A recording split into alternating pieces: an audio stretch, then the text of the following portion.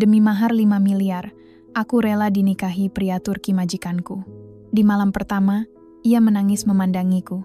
Ini kisahku seorang TKW di Turki yang berjuang melunasi utang keluarga dan akhirnya terjebak dalam pernikahan tanpa cinta demi uang. Namaku Laras. Malam itu, di rumah sederhana kami di sudut kota Jakarta, desau angin tak mampu membisukan tangis ibuku. Ayah duduk lesu di kursi rotan kesayangannya, wajahnya sehitam arang, tubuh tegapnya seolah menciut ditelan beban tak kasat mata. Sejak kabar itu datang, rumah kami yang dulunya riuh tawa, kini diselimuti mendung pekat. Mereka bilang, ayah ditipu. Uang tabungan pensiun yang selama ini menjadi jaminan hari tua kami, ludes tak bersisa.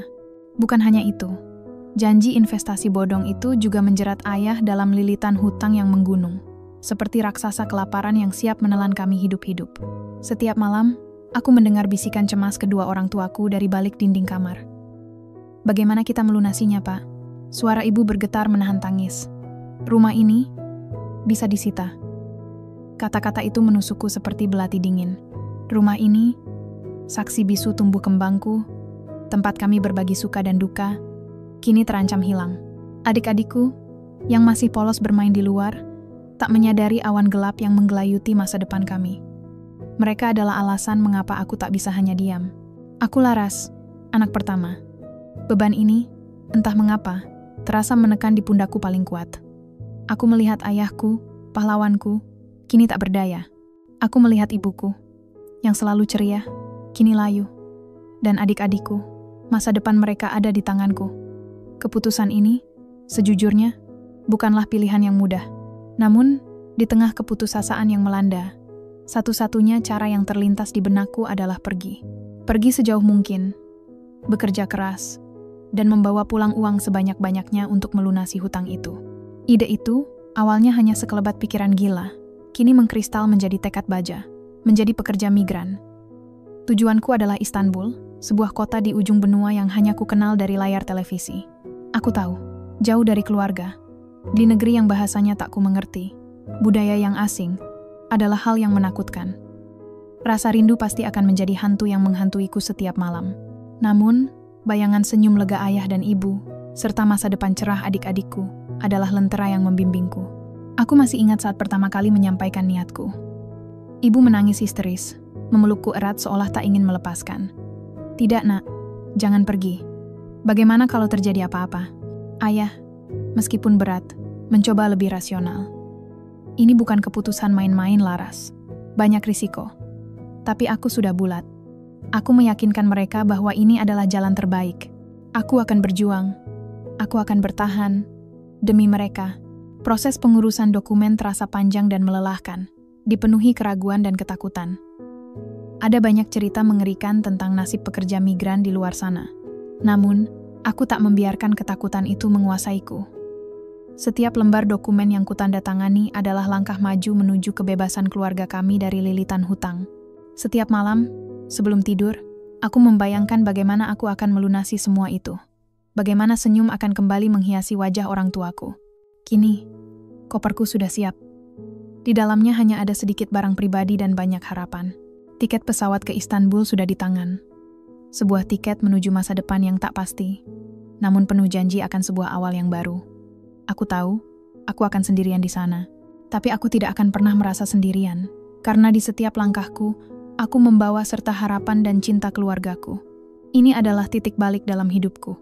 Sebuah pengorbanan ya, tapi juga sebuah tekad. Tekad untuk bangkit, untuk berjuang, untuk membebaskan keluargaku dari belenggu hutang. Aku menghela napas panjang, menatap pantulan diriku di cermin. Laras, wanita muda dari Jakarta, akan memulai petualangan besarnya di Istanbul. Aku tak tahu apa yang menantiku di sana. Namun aku siap menghadapinya. Demi keluargaku, aku akan melakukan segalanya. Jakarta ku tinggalkan dengan berat hati. Namun tekadku tak sedikit pun goyah. Perjalanan panjang melintasi benua terasa seperti melompat ke dimensi lain. Ketika pesawat akhirnya mendarat, udara Istanbul menyambutku. Asing namun juga membawa secercah harapan. Ini dia, tanah yang akan menjadi saksi perjuanganku. Aku menjejakkan kaki di Bandara Internasional Istanbul. Sebuah labirin raksasa yang gemerlap. Orang-orang berlalu lalang, Percakapan dalam bahasa yang tak ku mengerti memenuhi telingaku. Aku merasa sangat kecil di tengah keramaian itu, seperti sehelai daun kering yang terlepas dari rantingnya dan terbawa angin ke tempat yang jauh. Tas ransel di punggungku terasa berat, bukan hanya karena isinya, tapi juga karena seluruh beban harapan keluargaku yang kuangkut bersamaku. Seorang perwakilan dari agensi penempatan tenaga kerja sudah menungguku. Wajahnya ramah, senyumnya meyakinkan. Dia membantuku mengurus segala macam prosedur imigrasi yang rumit. Dan tak lama kemudian, aku sudah duduk di dalam mobil yang melaju membelah kota. Istanbul di malam hari adalah pemandangan yang memukau. Lampu-lampu kota berkelap-kelip seperti bintang jatuh yang tak terhingga, menjanjikan kemegahan yang tak pernah kubayangkan. Menara-menara masjid menjulang tinggi, arsitektur kuno dan modern berpadu indah. Kota ini adalah sebuah mahakarya. Namun, di balik semua keindahan itu, terselip kegelisahan. Akankah aku betah di sini? Akankah aku berhasil? Mobil melaju membelah jalanan kota yang padat, melewati permukiman mewah hingga akhirnya berhenti di depan sebuah gerbang besi tinggi yang megah. Rumah yang akan menjadi tempatku bekerja, dan mungkin juga tempat tinggalku selama beberapa waktu ke depan, berdiri anggun di balik pagar itu. Sebuah rumah bergaya klasik dengan halaman luas dan taman yang terawat sempurna. Jauh berbeda dengan rumah sederhana kami di Jakarta. Seorang wanita parubaya dengan sorot mata lembut menyambutku di pintu. Dia adalah Aisel, pengurus rumah tangga utama di rumah ini. Senyumnya menular, membuatku merasa sedikit lebih nyaman. "Hoş geldiniz Laras," katanya. Ucapannya terdengar asing namun hangat. Aisel membawaku masuk, memperkenalkan ruangan-ruangan besar yang terasa dingin dan formal. Akhirnya, aku ditunjukkan kamarku. Sebuah ruangan kecil namun nyaman di lantai bawah. "Istirahatlah," kata Aisel. "Besok kau akan mulai bekerja." Malam pertamaku di rumah Emir terasa panjang. Aku berbaring di kasur yang empuk, menatap langit-langit yang asing. Rasa rindu pada ibu dan ayah, pada adik-adikku, mulai menyeruak. Aku membayangkan mereka sedang apa sekarang. Apakah mereka tidur nyenyak? Apakah mereka merindukanku juga? Aku mengambil ponselku, melihat foto keluarga yang kusimpan di sana. Senyum mereka memberiku kekuatan. Ini untuk mereka. Semua ini. Keesokan paginya, Aisel membangunkanku dan memberikan penjelasan singkat tentang pekerjaanku. Rutinitasku akan berkisar pada membersihkan rumah yang luas ini, membantu di dapur, dan sesekali merawat taman. Semua pekerjaan yang sebenarnya tidak asing bagiku. Namun, ada satu hal yang terus mengganggu pikiranku. Emir, sang pemilik rumah. Aku hanya melihatnya sekilas saat tiba semalam. Sosoknya tinggi, raut wajahnya tegas, dan matanya seolah menyembunyikan sesuatu. Aisel menjelaskan bahwa Tuan Emir adalah seorang pebisnis yang sangat sibuk, sering bepergian, dan tidak banyak bicara. Ia orang baik, Laras, tapi sedikit pendiam, ujar Aisel dengan nada pengertian. Sejak saat itu, interaksiku dengannya sangat minimal. Aku akan melihatnya melewati ruang tamu, terkadang di meja makan saat sarapan. Ia selalu mengenakan setelan rapi, rambutnya tersisir rapi, dan ekspresinya selalu datar. Ia jarang sekali berbicara padaku, bahkan sekadar sapaan pun, hanya anggukan kepala, atau terkadang, tatapan sekilas yang sulit kuartikan. Aku seperti bayangan di rumah itu, bergerak dalam diam, melakukan tugasku sebaik mungkin. Emir adalah sosok misterius bagiku. Ia tampak selalu sibuk dengan pikirannya sendiri, seolah ada dinding tak kasat mata yang mengelilinginya. Aku sering bertanya-tanya, apa yang ada di balik wajah tanpa ekspresi itu? Mengapa ia begitu pendiam? Apa yang membuat seorang pria kaya raya seperti dirinya hidup dalam kesunyian seperti ini? Misteri tentang Emir mulai terbentuk dalam benakku, namun aku terlalu fokus pada tujuanku untuk memikirkannya lebih jauh. Aku hanya seorang pekerja, dan tujuanku hanya satu, mengumpulkan uang untuk keluargaku. Semua yang lain hanyalah latar belakang dari drama kehidupanku di negeri asing ini. Rutinitasku di rumah Tuan Emir berlangsung monoton. Hari-hari berlalu dengan cepat, dipenuhi dengan pekerjaan rumah tangga yang tak ada habisnya. Aku menyapu, mengepel, mencuci, membersihkan setiap sudut rumah yang luas ini. Aku belajar menghafal setiap tata letak ruangan, setiap perabot antik, setiap detail kecil yang membentuk kemegahan rumah ini. Aku juga belajar memahami kebiasaan Aisel yang ramah dan cekatan. Dia sering berbagi cerita tentang Istanbul, tentang masakan Turki, dan terkadang tentang gosip-gosip kecil seputar tetangga. Aku merasa sedikit lebih betah dengan kehadirannya. Namun, satu hal yang tak berubah adalah interaksiku dengan Tuan Emir. Ia tetap sosok yang pendiam dan misterius. Terkadang, aku melihatnya duduk di ruang kerjanya, berjam-jam tenggelam dalam laptop atau tumpukan dokumen. Wajahnya selalu datar, jarang sekali menunjukkan emosi. Jika kami berpapasan di koridor, ia hanya akan mengangguk tipis, atau bahkan tak peduli sama sekali. Aku mulai terbiasa dengan keheningan ini, menganggapnya sebagai bagian dari pekerjaan. Aku adalah Laras, pekerja migran yang datang untuk melunasi hutang keluarga, bukan untuk mencari pertemanan atau perhatian dari majikan. Fokusku hanya pada uang yang harus kukumpulkan. Suatu malam, tepatnya setelah makan malam, saat aku sedang membereskan meja, Aisel memanggilku. "Laras, Tuan Emir ingin berbicara denganmu di ruang tamu." Hatiku mendadak berdebar. Ada apa ini? Apakah aku melakukan kesalahan? Pikiranku langsung melayang ke kemungkinan terburuk. Aku akan dipecat, atau gajiku akan dipotong. Keringat dingin mulai membasahi punggungku. Aku melangkah ke ruang tamu dengan hati-hati. Tuan Emir sudah duduk di sofa tunggalnya, seperti biasa, dengan punggung tegak dan tatapan lurus ke depan. Lampu-lampu kristal di ruangan itu memancarkan cahaya remang, menambah kesan formal dan tegang. Aku berdiri di hadapannya, menundukkan kepala, menunggu. "Duduklah, Laras," katanya. Suaranya dalam dan tenang, namun tanpa emosi yang berarti. Ini adalah kali pertama ia berbicara lebih dari 2 kata padaku. Aku duduk di sofa di seberangnya, di tepiannya, merasa canggung dan bingung. Emir mengambil jeda sejenak, menatapku lurus. Matanya, meski tak terbaca, terasa menusuk. "Aku ingin melamarmu." Dunia seolah berhenti berputar. Kata-kata itu melayang di udara, menggantung tak percaya. Aku? Dilamar? Oleh Tuan Emir? Otakku mencoba memproses informasi yang sama sekali tak terduga ini. Aku pasti salah dengar. Atau ini hanyalah mimpi buruk karena terlalu lelah bekerja. "Maaf Tuan," kataku pelan, memastikan. "Aku ingin melamarmu untuk menikah denganku." Ulangnya, kali ini dengan nada yang lebih jelas. Aku tahu ini mendadak, dan mungkin aneh. Aneh? Ini jauh lebih dari aneh. Ini gila, pikiranku kalut. Bagaimana bisa? Kami hampir tidak pernah bicara. Tak ada cinta, tak ada kedekatan, tak ada apa-apa. Emir melanjutkan, seolah membaca kebingungan di wajahku. Keluargaku terus-menerus mendesakku untuk menikah lagi. Sudah cukup lama sejak istri pertamaku meninggal. Ada jeda tipis saat ia menyebutkan itu. Kilasan kesedihan yang nyaris tak terlihat melintas di matanya, sebelum kembali datar. "Aku butuh seorang istri, Laras. Seseorang yang bisa memenuhi tuntutan sosial keluargaku, namun tidak akan ikut campur dalam kehidupanku pribadi." Hatiku mencelos. Jadi, ini semacam pernikahan bisnis? Sebuah perjanjian belaka? Dia tidak melihatku sebagai manusia yang memiliki perasaan, melainkan sebagai alat untuk memenuhi ekspektasi keluarganya. Rasa sakit tipis menusuk, namun segera ku tepis. Ini bukan waktunya untuk perasaan. "Mengapa?" "Saya, Tuan," tanyaku, memberanikan diri. "Kau orang asing," jawabnya lugas. "Kau tidak memiliki keluarga di sini. Kau tidak memiliki lingkaran pertemanan yang rumit. Aku yakin kau tidak akan menuntut terlalu banyak. Dan kau membutuhkan uang." Kata-kata terakhir itu, meskipun jujur, terasa seperti tamparan. Ya, aku memang membutuhkan uang. Itu adalah satu-satunya alasan aku berada di sini. Tapi diucapkan dengan dingin seperti itu, rasanya seperti dipermalukan. Kemudian, ia menyebutkan angkanya.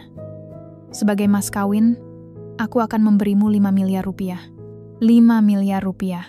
Angka itu langsung membuatku terkesiap. Seluruh hutang ayah, bahkan mungkin lebih, bisa terlunasi dengan jumlah sebesar itu.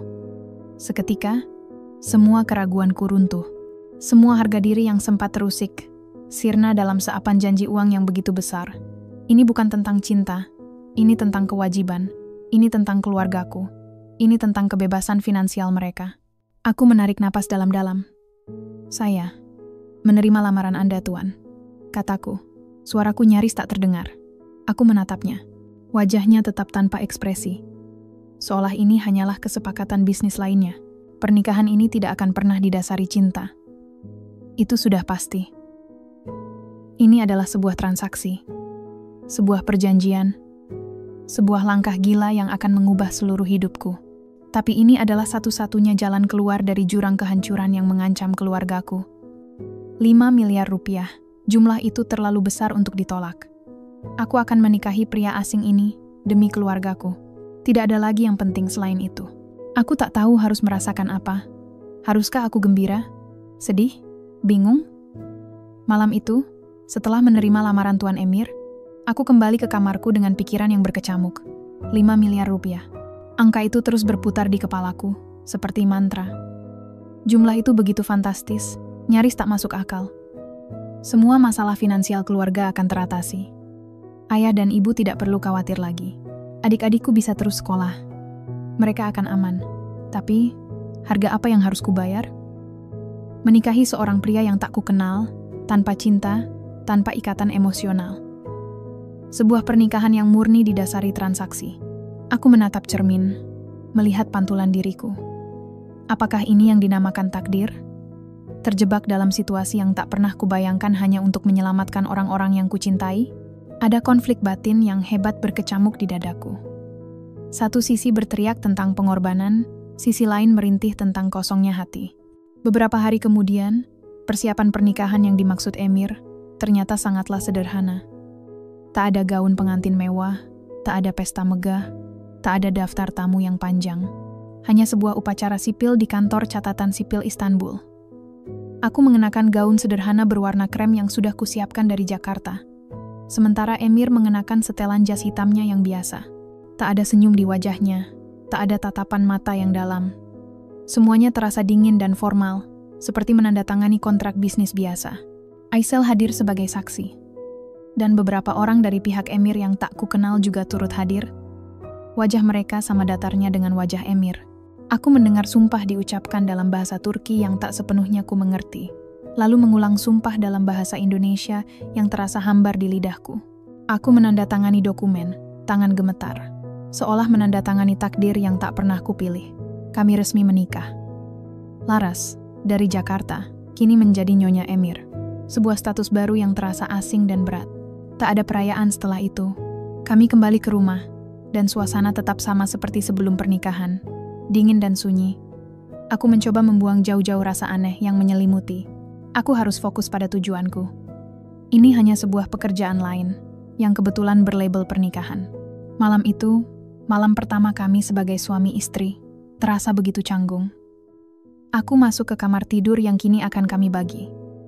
Emir sudah berada di sana, duduk di sofa dekat jendela, menghadap keluar.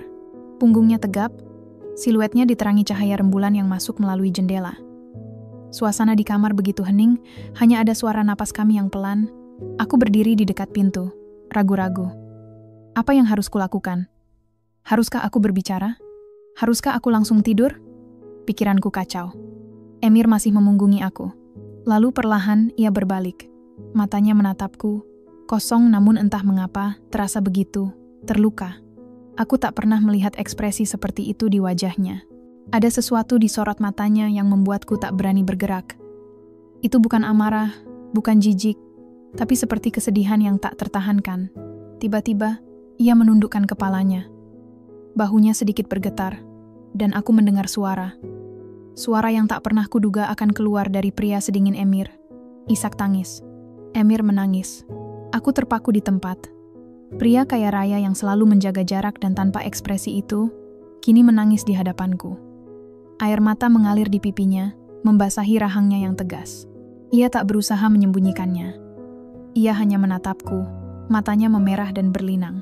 "Maafkan aku," bisiknya. Suaranya serak dan pecah, nyaris tak terdengar. Hanya 2 kata itu. "Maafkan aku." Permintaan maaf. Untuk apa? Atas pernikahan ini? Atas keadaannya? Atas dinginnya perilakunya selama ini? Aku tak tahu. Kebingungan melandaku, bercampur dengan empati yang aneh.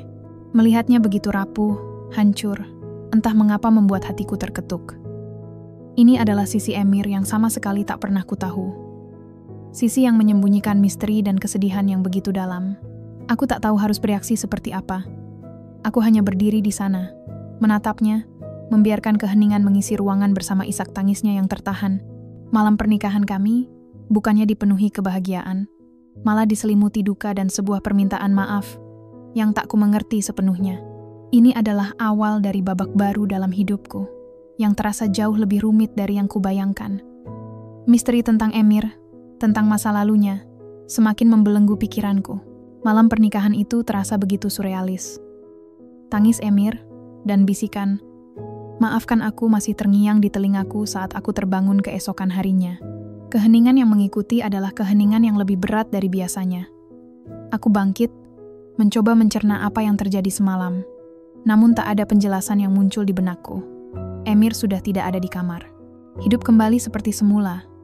Atau setidaknya, itulah yang ia coba perlihatkan. Ia kembali pada sikapnya yang pendiam dan menjaga jarak, seolah malam itu tak pernah terjadi. Aku pun mencoba melakukan hal yang sama, fokus pada pekerjaanku, mengesampingkan keanehan yang baru saja kualami. Tapi, sulit. Wajahnya yang berlinang air mata terus muncul dalam benakku, memicu rasa ingin tahu yang tak bisa kubendung. Ada misteri besar yang melingkupi pria ini, dan entah mengapa, aku merasa terpanggil untuk mencoba memahaminya. Kesempatan itu datang beberapa hari kemudian, saat aku dan Aisel sedang membersihkan ruang keluarga. Aku memberanikan diri. "Aisel, boleh aku bertanya sesuatu?" Aisel menoleh, senyum ramahnya mengembang. "Tentu Laras, ada apa?" Aku ragu sejenak, takut pertanyaanku terlalu pribadi. "Tentang Tuan Emir." Dia kadang terlihat sangat sedih. Aisel menghela napas panjang, sorot matanya berubah muram. Ia meletakkan lap yang dipegangnya. "Ah, Tuan Emir. Ia memang memikul beban yang berat di hatinya, Laras." Aku menunggu, tak ingin mendesaknya, namun berharap ia mau bercerita. Aisel lalu mulai bercerita, suaranya pelan dan penuh empati. 3 tahun lalu, istri pertamanya, Nyonya Ais, meninggal dalam kecelakaan mobil. Sebuah tragedi yang sangat menyakitkan. Mendengar itu, dadaku terasa sesak. Jadi itu alasannya, kematian istrinya. Itu menjelaskan kesedihan mendalam yang ia tunjukkan. Nyonya Ais adalah wanita yang sangat ceria dan penuh semangat. Lanjut Aisel. Mereka sangat mencintai satu sama lain. Tuan Emir begitu terpukul dengan kepergiannya. Sejak saat itu, ia berubah. Menjadi lebih pendiam, lebih sering menyendiri. Seperti ada sebagian dari dirinya yang ikut mati bersama Nyonya Ais. Aku mendengarkan dengan saksama. Potongan-potongan teka-teki mulai menyatu. Sekarang aku mengerti mengapa ia begitu dingin, mengapa ia menerima pernikahan tanpa cinta ini.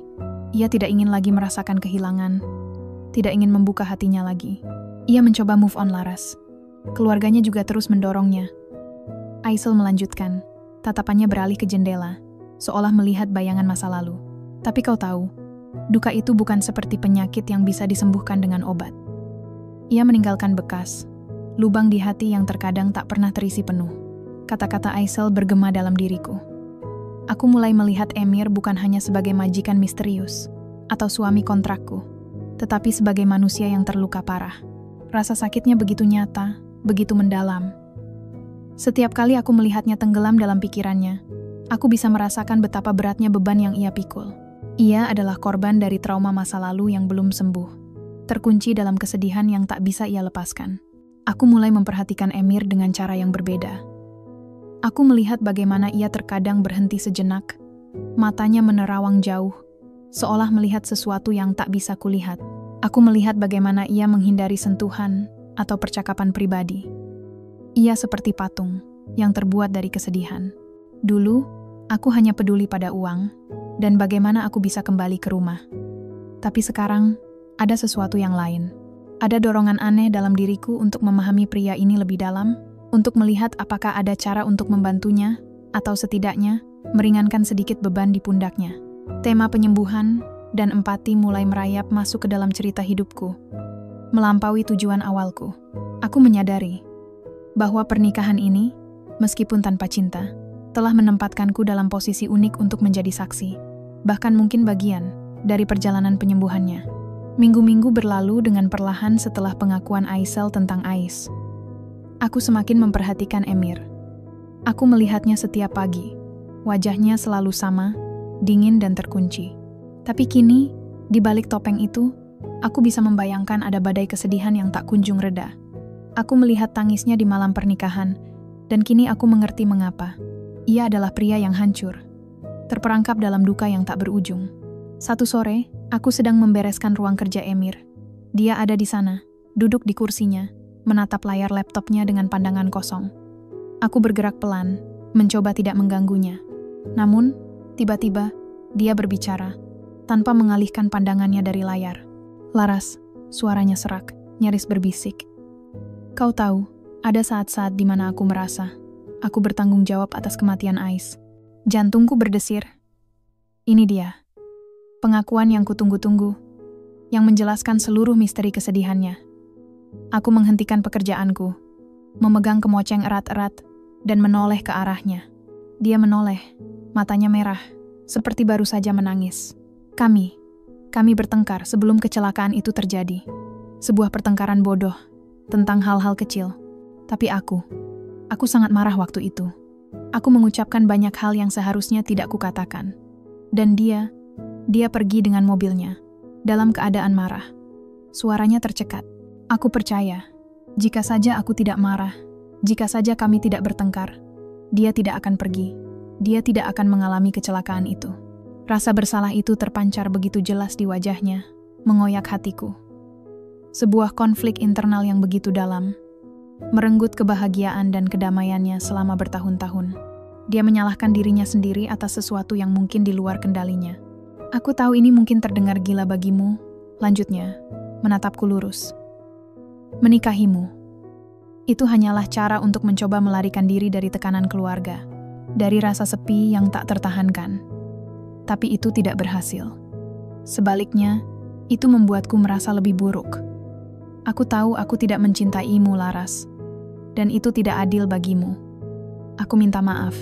Kata-katanya, meskipun jujur, menorehkan luka. Ia terang-terangan mengakui bahwa tak ada cinta di antara kami.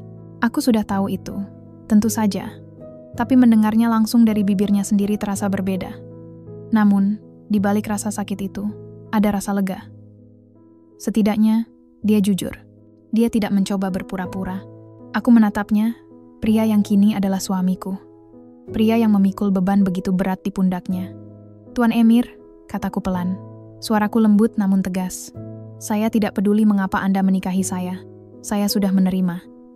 Tapi, saya tidak ingin pernikahan ini hanya menjadi sebuah kontrak. Saya ingin tahu siapa Anda sebenarnya. Saya ingin Anda berhenti menyembunyikan diri dari saya. Bisakah Anda melakukan itu?" Sebuah kejutan kecil melintas di matanya.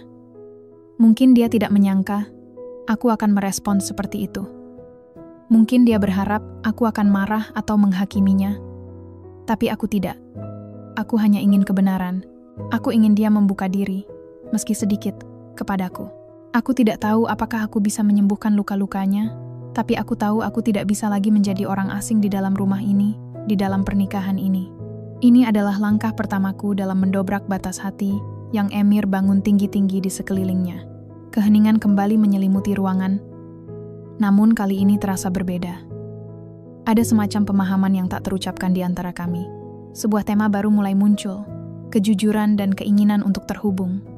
Bahkan di tengah kepedihan. Aku tahu, perjalanannya untuk sembuh akan panjang, dan aku tidak tahu apakah aku akan menjadi bagian dari penyembuhan itu. Tapi setidaknya, dia sudah melangkah maju. Dan aku pun begitu. Beberapa hari setelah percakapan kami di ruang kerja, Emir melakukan perjalanan bisnis. Katanya, urusan penting di Dubai yang akan memakan waktu setidaknya seminggu. Kepergiannya meninggalkan kekosongan yang aneh di rumah. Meskipun sebelumnya ia memang jarang berinteraksi denganku. Kini, tanpa kehadirannya, bahkan sekadar bayangannya yang melintas, rumah ini terasa semakin hening. Aku sempat berpikir, apakah ini yang ia rasakan selama ini? Kesunyian yang menggema. Aku kembali pada rutinitas harian, berusaha melupakan rasa canggung dan teka-teki yang terus mengusikku. Namun, hati dan pikiranku terasa sedikit lebih ringan setelah Emir membuka diri tentang Ais dan rasa bersalahnya. Setidaknya, kini aku tidak hanya melihatnya sebagai pria dingin dan misterius, melainkan sebagai seseorang yang memikul beban berat. Sore itu, saat aku sedang menyiram bunga di taman depan, ponselku bergetar. Sebuah nomor asing dari Indonesia.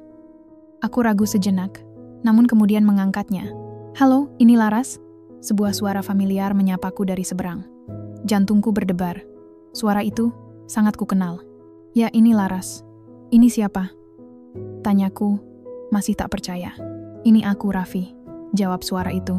Dan seketika duniaku terasa terbalik. Raffi, teman masa kecilku, tetangga sebelah rumahku di Jakarta. Pria yang dulu sering menggodaku di sekolah, yang selalu ada untukku, yang pernah diam-diam kusukai. Setelah bertahun-tahun, mengapa ia menghubungiku sekarang? Raffi, kenapa kau bisa meneleponku? Aku mencoba menyembunyikan keterkejutanku. Aku di Istanbul, Laras, jawabnya, suaranya terdengar gembira. Aku sedang ada proyek di sini, dan entah bagaimana, aku berhasil mendapatkan nomormu dari temanmu. Aku tahu ini mendadak, tapi aku sangat ingin bertemu denganmu.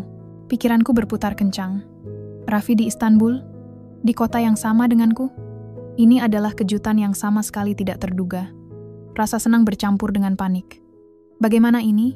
Aku sudah menikah, meskipun pernikahan ini. Aku tahu ini aneh, Laras, lanjut Raffi, seolah membaca keraguanku. Tapi sejujurnya, aku selalu memikirkanmu.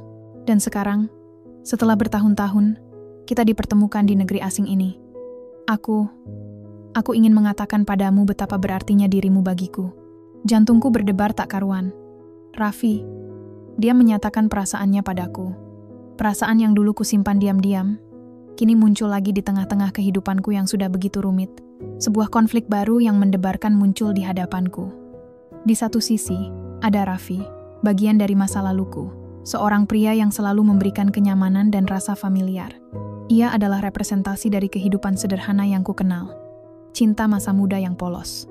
Di sisi lain, ada Emir, suamiku, pria yang penuh misteri dan kesedihan, yang kini perlahan mulai membuka diri, dan yang entah bagaimana, mulai menumbuhkan perasaan aneh di hatiku.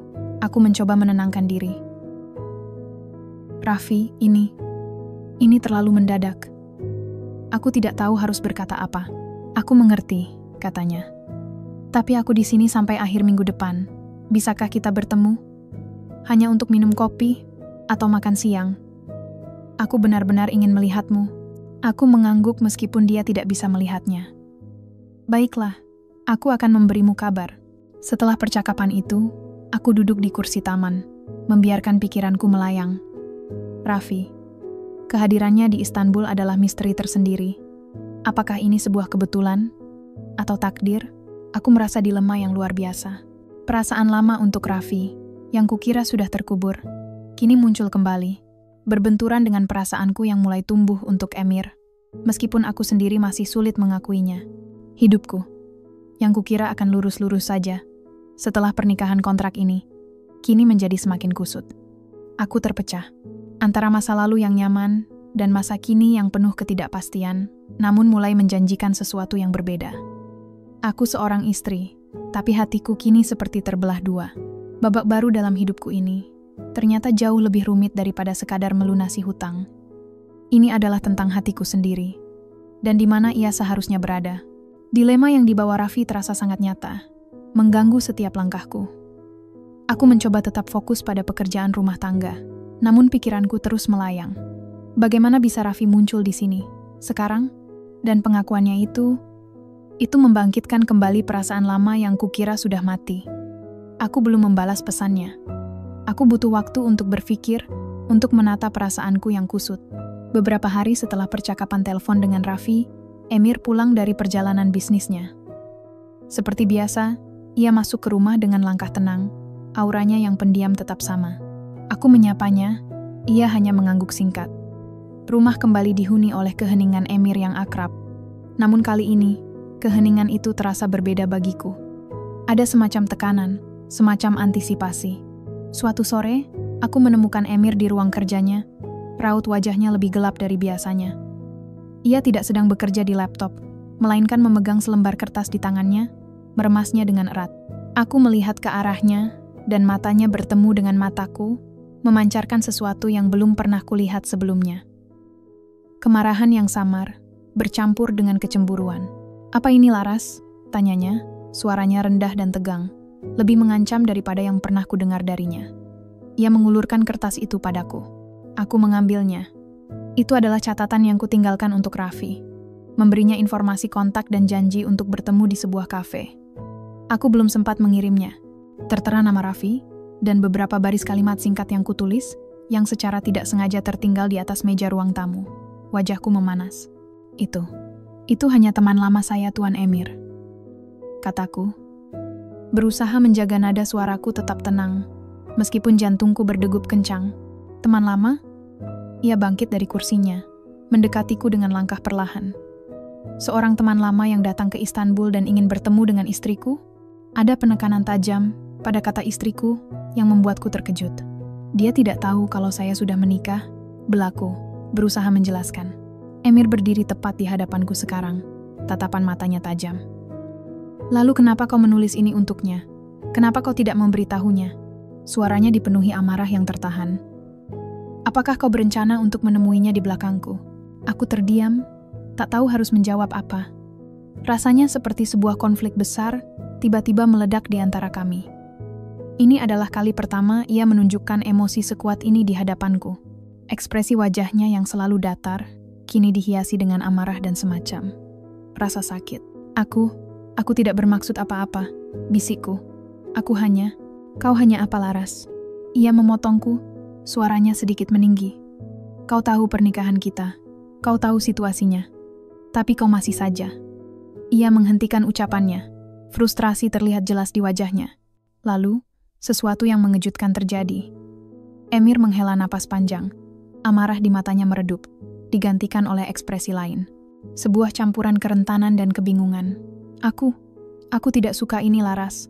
Katanya, suaranya kembali melembut, nyaris seperti ratapan. Aku tidak suka kau bertemu pria lain. Aku tidak suka, aku merasa seperti ini. Dia menatapku dengan mata yang tiba-tiba dipenuhi emosi yang mendalam. Aku mulai peduli padamu, Laras. Sangat peduli. Kata-kata itu menghantamku seperti gelombang. Pengakuan itu. Darinya, pria yang mengaku tidak bisa mencintai, yang menikahiku hanya karena tekanan keluarga, kini mengatakan ia peduli padaku. Ini adalah plot twist yang sama sekali tidak kuduga. Jantungku berdebar tak karuan, bukan karena takut lagi, tapi karena terkejut dan sesuatu yang lebih dalam. Aku menatapnya, bibirku keluh. Rasa cemburu yang ia tunjukkan, amarahnya yang meledak, semuanya bermuara pada satu pengakuan sederhana, namun penuh makna.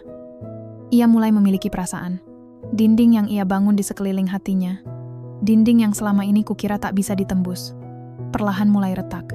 Dan yang lebih mengejutkan lagi, aku menyadari bahwa pengakuan itu, entah bagaimana, membuat hatiku berdesir. Pengakuan Emir bahwa ia peduli padaku menggantung di udara, mengubah dinamika di antara kami secara fundamental. Aku melihat kerentanan di matanya, sebuah sisi yang belum pernah ia tunjukkan.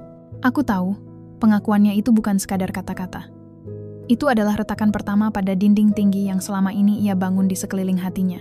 Sejak saat itu, meskipun ia masih pendiam, ada perubahan halus dalam caranya berinteraksi denganku. Tatapannya lebih sering bertemu mataku, dan terkadang ada senyum tipis yang tersungging di bibirnya saat kami berpapasan. Hubungan kami mulai bergeser dari sekadar majikan pekerja atau suami istri kontrak, menjadi sesuatu yang lebih manusiawi. Beberapa hari setelah konfrontasi itu, suatu malam, Emir mengajakku. Ada sesuatu yang ingin kutunjukkan padamu, Laras. Suaranya terdalam. Aku mengikutinya menaiki tangga menuju lantai atas, ke sebuah lorong yang selama ini selalu gelap dan tertutup. Emir berhenti di depan sebuah pintu kayu berwarna gelap. Ini adalah pintu yang tak pernah terbuka sejak aku datang. Aisel pernah bercerita, ini adalah kamar Ais, istri pertama Emir. Jantungku berdebar. Ada apa di sana? Mengapa ia membawaku ke sini? Emir membuka pintu itu. Udara dingin dan pengap langsung menyergap kami. Ruangan itu gelap, tirai-tirai tebal menutupi jendela, menghalangi cahaya. Ketika Emir menyalakan lampu, aku melihat sebuah kamar tidur yang mewah, namun terasa membeku dalam waktu. Sprei masih rapi di tempatnya. Beberapa pakaian tergantung di lemari terbuka. Perabot-perabot kecil berserakan di meja rias. Semuanya seperti ditinggalkan begitu saja, seolah penghuninya akan kembali kapan saja. Ini adalah kuil kesedihan Emir, tempat ia mengunci kenangan dan dukanya. Ini kamar Ais, bisiknya, suaranya syarat emosi. Aku tidak pernah menyentuhnya sejak dia pergi. Aku menatap sekeliling. Bau parfum samar Ais masih tercium di udara. Aku bisa merasakan kehadiran wanita itu di setiap sudut ruangan ini, sebuah bayangan yang masih menghantui Emir. "Aku pikir, sudah waktunya untuk mengemas barang-barang ini," kata Emir, suaranya bergetar. Ia menatapku, matanya memohon sesuatu yang tak terucapkan. "Bisakah kau membantuku?" Aku mengangguk tanpa ragu. Ini adalah langkah besar baginya. Langkah pertama untuk benar-benar melepaskan. Aku mulai dengan hati-hati mengumpulkan barang-barang di meja rias, botol-botol parfum, perhiasan, sisir rambut. Setiap sentuhanku terasa seperti mengusik memori yang sakral. Emir, dengan tangan yang tampak ragu, mulai membuka laci-laci lemari. Kami bekerja dalam diam, hanya suara gesekan pakaian dan denting perhiasan yang terdengar.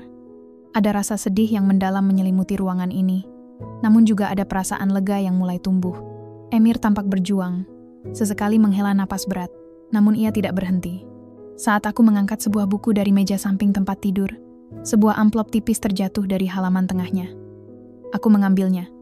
Sebuah surat yang kusut, berwarna kekuningan. "Tuan Emir ini," kataku, mengulurkannya padanya. Emir mengambil surat itu dengan tangan gemetar. Wajahnya pucat saat ia melihat tulisan tangan di amplop itu. Ini tulisan tangan Ais. Dia merobek amplop itu dengan tergesa-gesa dan mulai membaca. Aku berdiri di sampingnya, menahan napas, merasakan ketegangan yang merambat di udara. Mata Emir bergerak cepat melintasi baris-baris tulisan. Ekspresinya berubah, dari sedih menjadi terkejut, lalu menjadi semacam pencerahan yang menyakitkan. Tiba-tiba, ia terisak. Lebih kencang dari malam pernikahan kami. Air mata membanjiri wajahnya. Namun kali ini, ada sesuatu yang berbeda dalam tangisannya. Bukan hanya kesedihan, tapi juga kelegaan yang luar biasa. Ia jatuh berlutut. Surat itu masih tergenggam erat di tangannya. Dia tidak bermaksud meninggalkanku. Bisiknya di antara isakannya. Dia hanya marah. Dia ingin kita mengadopsi anak. Dia ingin punya keluarga. Isi surat itu adalah plot twist yang mengubah segalanya. Ais tidak pergi karena ingin meninggalkannya selamanya. Dia pergi karena marah, karena frustrasi atas penolakan Emir untuk memiliki anak. Dia merasa diabaikan, dan pertengkaran itu adalah puncaknya. Dia hanya butuh waktu untuk menenangkan diri, dan tidak pernah menyangka akan terjadi kecelakaan fatal. Pengungkapan ini menghantam Emir dengan kekuatan penuh, membebaskannya dari belenggu rasa bersalah yang telah memakan dirinya selama 3 tahun. Ais tidak membenci atau meninggalkannya secara permanen. Dia hanya seorang wanita yang terluka, sama seperti dirinya. Beban di pundaknya seolah terangkat. Air mata itu adalah air mata kesedihan, ya, tapi juga air mata pembebasan. Ia akhirnya bisa memproses dukanya, menerima kenyataan, dan mengampuni dirinya sendiri. Momen itu adalah titik balik. Emir, yang selama ini terkunci dalam masa lalu, akhirnya melihat cahaya di ujung terowongan. Ia menangis sampai tubuhnya lemas, dan aku, tanpa berpikir, berlutut di sampingnya, membiarkannya bersandar padaku. Aku tidak tahu harus berkata apa, jadi aku hanya diam, membiarkannya mengeluarkan semua kesedihan yang telah lama terpendam. Malam itu, di kamar yang dulu menyimpan semua duka, sebuah pintu baru terbuka. Sebuah pintu menuju penyembuhan, dan menuju cinta yang tak terduga. Tangis Emir di kamar Ais adalah titik balik yang sebenarnya. Sejak malam itu, rasanya seperti beban berat yang selama ini menghimpitnya telah terangkat. Ia tak lagi seperti bayangan yang bergerak dalam rumah. Ada semacam cahaya baru di matanya, sebuah kelegaan yang memancar dari dalam dirinya. Ia mulai tersenyum lebih sering, senyum yang tulus, bukan hanya basa-basi. Dinding yang dulu ia bangun tinggi-tinggi di sekeliling hatinya perlahan runtuh, dan di baliknya, aku menemukan seorang pria yang hangat, penuh perhatian, dan ternyata sangat manusiawi. Interaksi kami berubah drastis. Emir tidak lagi menghindar. Justru sebaliknya, ia sering mencari keberadaanku. Kami mulai menghabiskan waktu bersama, bukan hanya di ruang kerja atau meja makan, tapi juga di ruang keluarga. Terkadang hanya duduk diam menikmati secangkir teh, atau berbincang ringan tentang hari kami. Ia mulai menceritakan masa kecilnya, impian-impiannya yang dulu, dan bagaimana perasaannya setelah kematian Ais yang selama ini membelenggunya. Aku mendengarkan, dan ia mendengarkan ceritaku tentang Jakarta, tentang keluargaku, dan perjuanganku. Ada rasa nyaman yang tumbuh di antara kami, sebuah kedekatan yang tak pernah kuduga akan kutemukan dalam pernikahan tanpa cinta ini. Emir bahkan mulai berbicara tentang masa depan. "Laras," katanya suatu sore saat kami duduk di taman, menikmati senja. Aku ingin membangun sesuatu yang baru bersamamu. Tangannya meraih tanganku, jemarinya menggenggam erat. Aku ingin kita memiliki anak. Aku tahu dulu aku menolaknya, dan Ais sangat menginginkannya. Sekarang aku sadar, memiliki keluarga adalah impian terbesar. Kata-katanya membuat hatiku berdesir. Anak-anak, sebuah keluarga nyata. Dulu, aku hanya datang untuk melunasi hutang. Kini, ada masa depan yang terbentang di hadapanku. Sebuah masa depan yang melibatkan kebahagiaan sejati. Tema cinta tak terduga, dan harapan baru memenuhi benakku. Namun, kebahagiaan ini juga membawa tantangan baru. Saat hubungan kami semakin dalam, Emir memutuskan sudah waktunya aku bertemu dengan keluarganya secara resmi. Sebuah pertemuan keluarga besar diadakan di kediaman orang tuanya yang megah. Aku merasa gugup. Meskipun Emir kini membelaku dan mencintaiku, aku tahu tidak semua orang akan menerimaku. Saat tiba di sana, sambutan yang kudapatkan dingin. Kakak-kakak Emir hanya mengangguk sopan, namun ada tatapan curiga di mata mereka. Paman dan bibinya juga tampak menjaga jarak. Namun, yang paling terasa adalah sikap ibu Emir. Wanita tua itu, dengan raut wajahnya yang keras dan mata tajam, menatapku seolah aku adalah serangga yang tak berarti. Jadi, ini wanita yang membuat Emir melupakan Ais begitu cepat. Suaranya menusuk, penuh cibiran. Seorang asing, dari negeri yang jauh. Apa yang dia tahu tentang keluarga kita? Kata-kata pedas itu menghantamku. Aku merasakan mataku memanas, namun aku mencoba untuk tetap tenang. Aku tidak ingin memberikan mereka alasan untuk membenciku. Aku menarik napas dalam-dalam, dan dengan suara setenang mungkin, aku menjawab, "Saya mengerti keraguan Anda, Nyonya. Saya tahu ini mungkin tidak mudah bagi Anda, tapi saya mencintai Emir, dan saya akan berusaha menjadi bagian yang baik dari keluarga ini." Senyum sinis tersungging di bibir ibu Emir. "Cinta? Hanya karena dia memberimu begitu banyak uang, ya kan?" Aku tidak menjawab, hanya menundukkan kepala, membiarkan komentar itu berlalu. Namun, Emir, yang duduk di sampingku, tidak tinggal diam.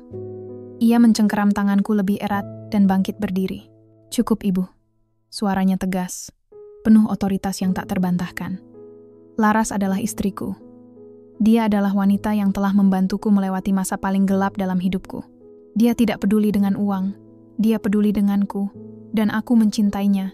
Siapapun yang tidak bisa menerima Laras, berarti tidak menerima aku. Ruangan itu hening. Tak ada yang berani membantah Emir.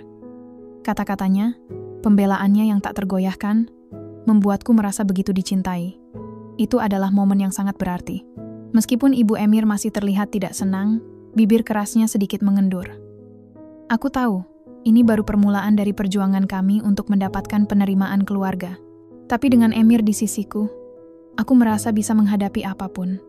Cinta kami, yang dulunya tak terduga, kini mekar, siap menghadapi rintangan apapun. Pembelaan Emir di hadapan keluarganya adalah momen kunci. Rasanya seperti ada segel yang terpecah. Meskipun ibu Emir masih memasang wajah masam, kata-kata tegas Emir tentang cintanya padaku dan keberaniannya membela pilihannya telah menggub sesuatu. Aku tahu ini bukan akhir dari perjuangan, tapi setidaknya itu adalah awal dari penerimaan. Beberapa anggota keluarga yang tadinya menjaga jarak kini mulai sedikit lebih ramah. Paman dan bibi Emir bahkan mendekatiku, menanyakan kabar keluargaku di Indonesia. Langkah kecil, tapi berarti besar.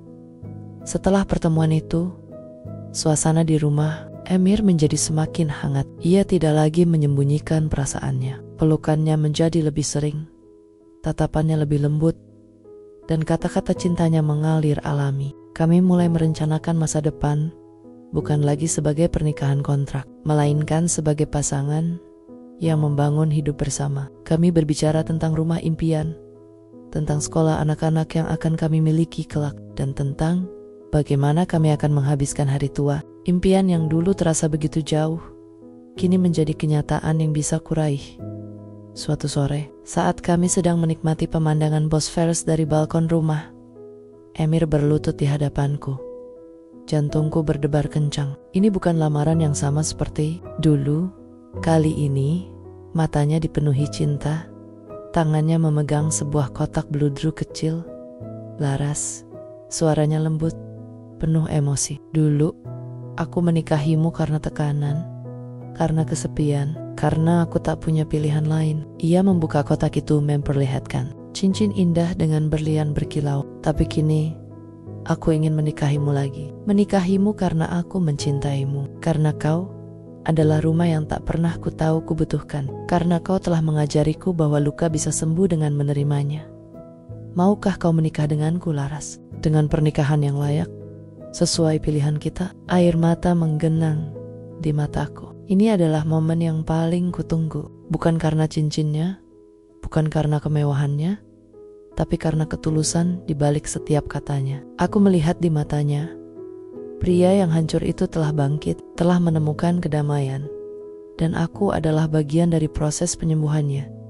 Balas dendam. Kemenangan yang kumaksud bukanlah untuk menyakiti siapapun, melainkan kemenangan atas kesulitan, kemenangan cinta atas trauma, kemenangan penerimaan atas penolakan. Aku telah melewati badai pengkhianatan keluarga, keterasingan di negeri orang, dan pernikahan tanpa cinta, untuk menemukan kebahagiaan yang sesungguhnya. Ya, bisikku, air mata bahagia menetes di pipiku. Ya, Emir, aku mau. Kami berpelukan erat, diiringi suara desau angin dan gemuruh ombak Bosphorus. Ini adalah lamaran kedua, yang terasa seperti lamaran pertama yang sesungguhnya. Aku merasa memilih takdirku sendiri, bukan lagi pasrah pada keadaan.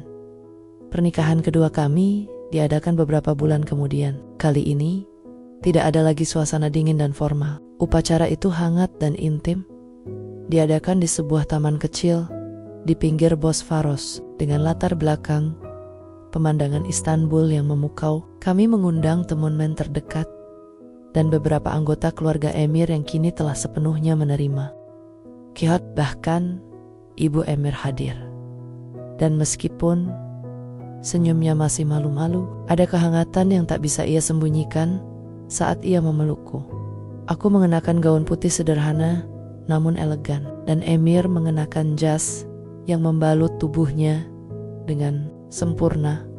Saat kami mengucapkan janji suci, aku menatap matanya, dan ia menatap mataku, penuh cinta dan kebahagiaan. Tidak ada lagi permintaan maaf, hanya janji untuk masa depan yang penuh harapan. Aku, Laras, yang dulu datang ke Istanbul sebagai pekerja migran yang terhimpit hutang, kini berdiri sebagai seorang istri yang dicintai, diterima oleh keluarga barunya, dan siap membangun masa depan bersama pria yang telah menemukan kembali dirinya bersamaku. Ini adalah kemenangan hati yang tak ternilai harganya.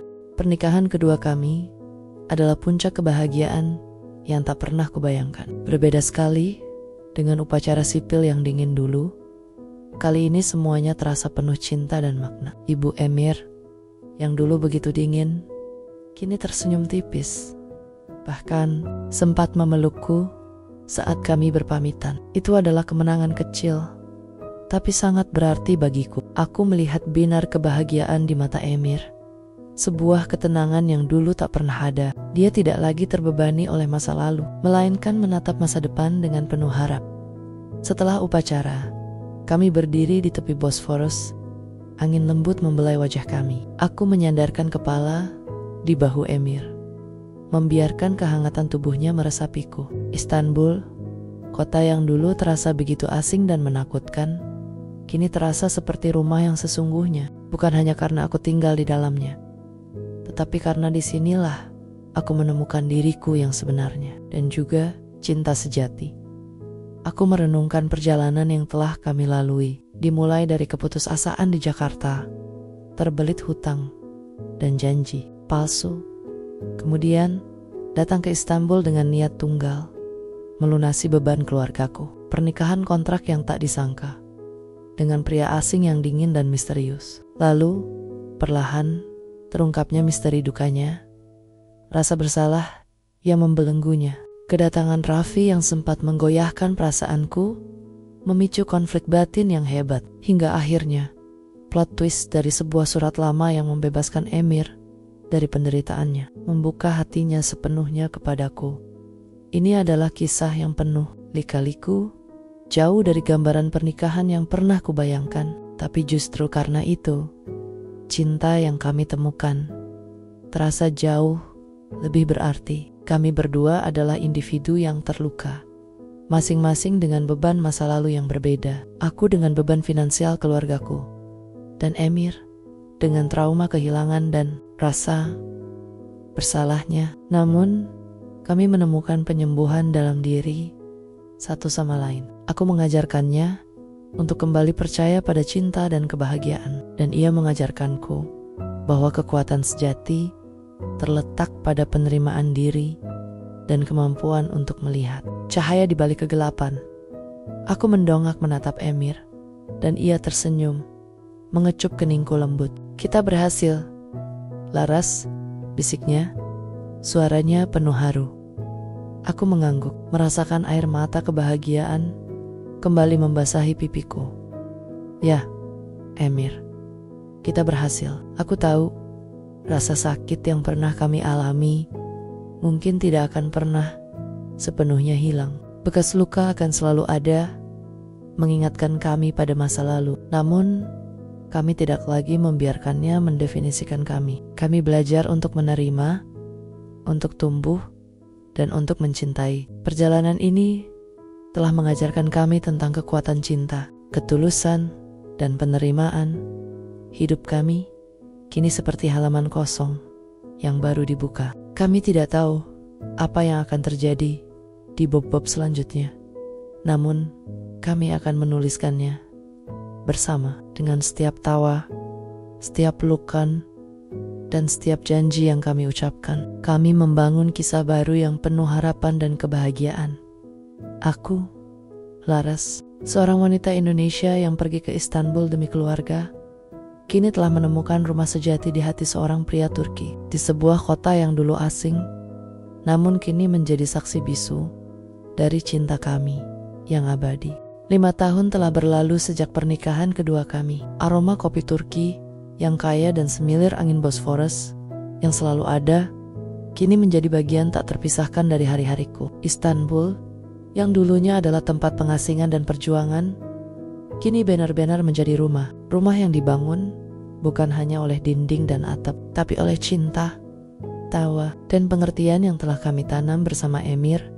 Ayah dan ibu di Jakarta sudah tak perlu khawatir lagi. Hutang-hutang mereka telah lunas tak bersisa, dan aku bahkan bisa membantu mereka merenovasi rumah. Senyum kembali menghiasi wajah mereka, dan aku tahu setiap tetes keringat serta air mata yang kutumpahkan di negeri orang ini terbayar lunas. Adik-adikku tumbuh besar dengan baik, dan kami sering terhubung melalui panggilan video. Berbagi cerita dan tawa keluarga Emir, terutama ibu mertuaku, kini sepenuhnya menerima kehadiranku. Dinginnya sikapnya di awal telah mencair, tergantikan oleh kehangatan seorang ibu yang tulus. Dia sering datang berkunjung, membawakan masakan kesukaanku, dan bahkan terkadang memanggilku putriku. Hubungan kami adalah bukti nyata bahwa waktu, ketulusan, dan cinta bisa menyembuhkan luka dan meluluhkan hati yang paling keras sekalipun, yang paling indah. Rumah kami kini dipenuhi suara tawa dan lenglangka kecil. 2 tahun yang lalu, kami dikaruniai seorang putri cantik bernama Aisyah. Perpaduan nama Ais dan Laras. Ia adalah bukti cinta kami, simbol harapan baru, dan warisan dari hati yang telah sembuh. Emir adalah ayah yang luar biasa, penuh kasih sayang dan sabar. Melihat bermain bersama Aisyah atau membacakan dongeng sebelum tidur membuat hatiku selalu hangat. Ia telah menemukan kembali kebahagiaannya, dan aku adalah saksi sekaligus bagian dari proses itu. Kadang saat Aisyah sudah tertidur pulas dan Emir tenggelam dalam pekerjaannya, aku duduk di balkon memandang gemerlap lampu kota Istanbul. Aku sering mengenang masa lalu saat aku hanyalah Laras, seorang gadis desa dari Indonesia yang tak punya apa-apa selain tekad. Aku telah menempuh perjalanan yang panjang, penuh liku dan kejutan. Aku bertemu dengan Emir, seorang pria yang dulunya adalah majikan dingin, lalu suami kontrak, dan kini belahan jiwaku. Kami berdua adalah jiwa-jiwa yang terluka, yang entah bagaimana berhasil menemukan penyembuhan dalam diri satu sama lain. Luka lama mungkin tidak akan pernah sepenuhnya hilang, tapi kini mereka hanyalah bekas luka yang memudar, menjadi pengingat akan seberapa jauh kami telah melangkah. Kami belajar bahwa cinta sejati tidak selalu datang dalam bentuk dongeng. Kadang ia muncul dari puing-puing kesedihan dan trauma. Ia tumbuh dari kejujuran, kesabaran, dan kemauan untuk saling menerima. Setiap hari adalah babak baru dalam kisah kami.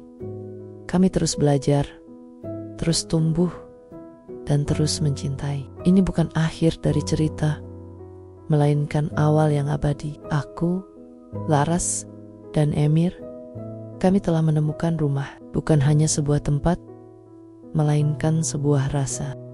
Rasa memiliki, dan rasa hidup yang utuh.